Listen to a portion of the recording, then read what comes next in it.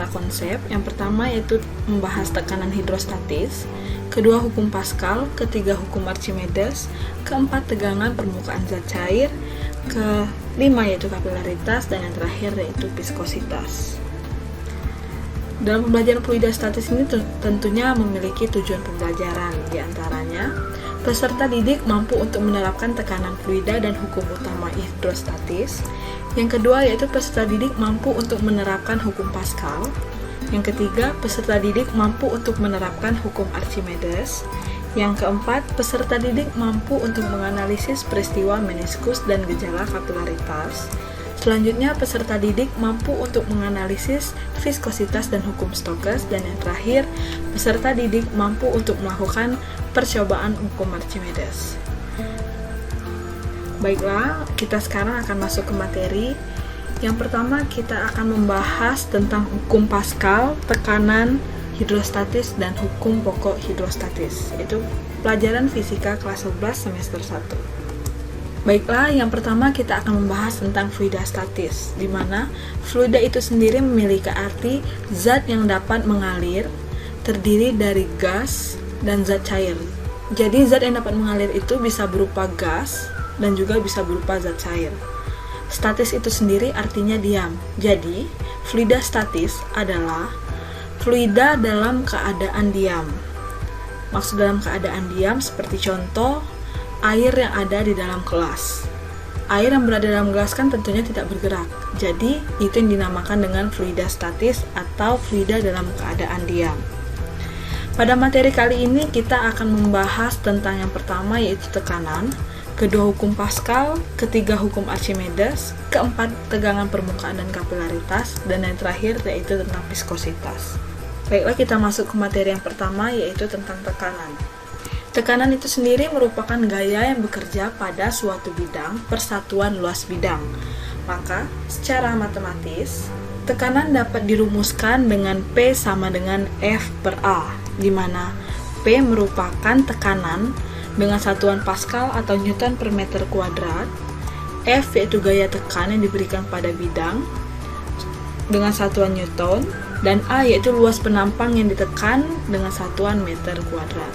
Baiklah, kita langsung masuk ke contoh soal. Untuk yang pertama yaitu sebuah balok dengan massa 15 kg dengan panjang 3 meter, lebar 2,5 meter, dan tinggi 2 meter.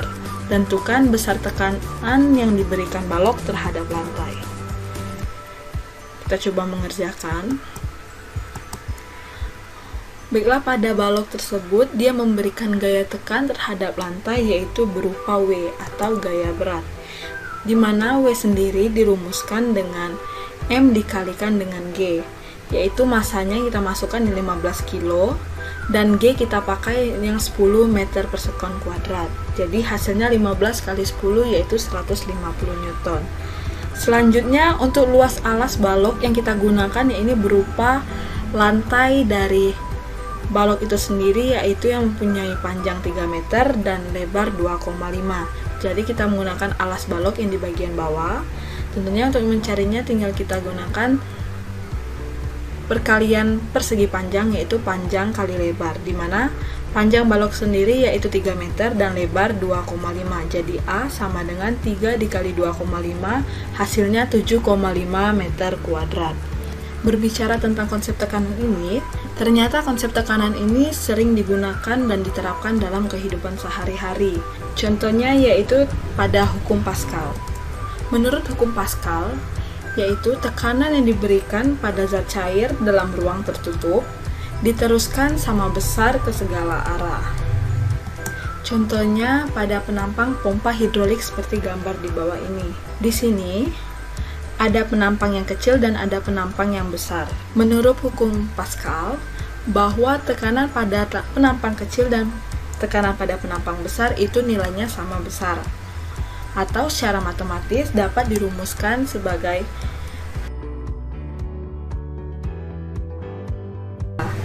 di mana penerapan hukum Pascal ini selain pada pompa hidrolik juga diterapkan pada dongkrak rem, mesin pres hidrolik, pompa ban sepeda, mesin hidrolik pengangkat mobil.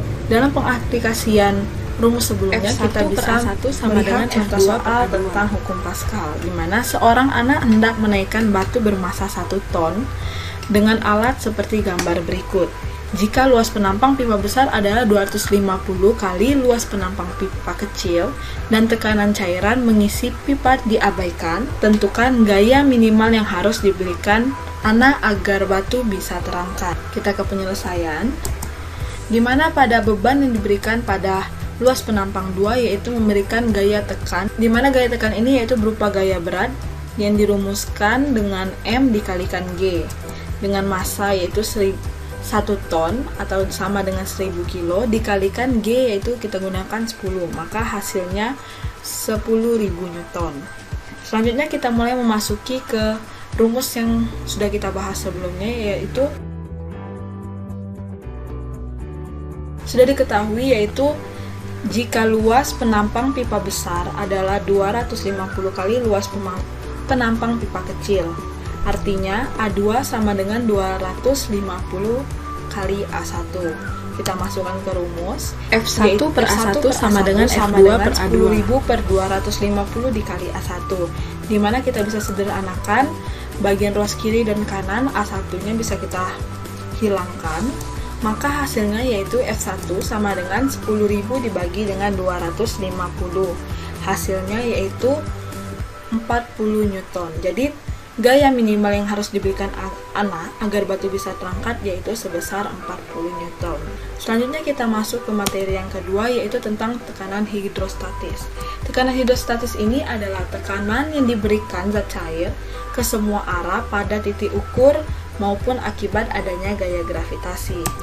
Maka secara matematis bisa dirumuskan sebagai pH atau tekanan hidrostatis sama dengan Rho F dikali G dikalikan dengan H, di mana pH itu sendiri yaitu merupakan tekanan hidrostatis dengan satuan Newton per meter kuadrat atau Pascal. Kemudian Rho F atau Rho fluida yaitu merupakan massa jenis dari zat cair yang digunakan dengan satuan kilometer per meter kuadrat. Kemudian G itu sendiri yaitu percepatan gravitasi dengan satuan meter per second kuadrat. Dan yang terakhir yaitu H, kedalaman zat cair yang dihitung dari permukaan zat cair dengan satuan meter. Kita beralih ke contoh soal. Seekor ikan berada pada kedalaman 15 meter di bawah permukaan air. Jika massa jenis air 1000 kilo per meter kubik, percepatan gravitasi bumi atau G yaitu 10 meter per second kuadrat, dan tekanan udara luar yaitu 10 pangkat 5 Newton per meter. Tentukan A, tekanan hidrostatis yang dialami ikan, dan B yaitu tekanan total yang dialami ikan. Yang pertama yaitu kita akan membahas tentang tekanan hidrostatis yang dialami ikan. Tekanan hidrostatis yang dialami ikan yaitu kita menggunakan rumus yang sudah kita bahas sebelumnya, yaitu P sama dengan Rho F dikalikan G dikalikan H, di mana Rho V-nya itu sendiri massa jenis air yaitu 1000 kilo, G kita menggunakan 10 meter per second kuadrat, dan H yaitu kita menggunakan ketinggian atau kedalaman ikan yaitu sejauh 15 meter. Kemudian kita kalikan 1000 dikali 10 dikalikan 15, hasilnya 150.000 Pascal. Kemudian kita mencari tekanan total yang dialami ikan. Tentunya sedikit berbeda. Untuk mencari tekanan total yang dialami ikan, kita menggunakan rumus P total sama dengan Rho F dikali G ditambah dengan PO, di mana PO ini sendiri merupakan tekanan udara luar atau tekanan dari luar. Untuk nilai Rho F dikalikan G dan H, kita sudah mendapatkan hasilnya yaitu 150.000 ditambah dengan PO yaitu sebesar 10 pangkat 5 Newton per meter.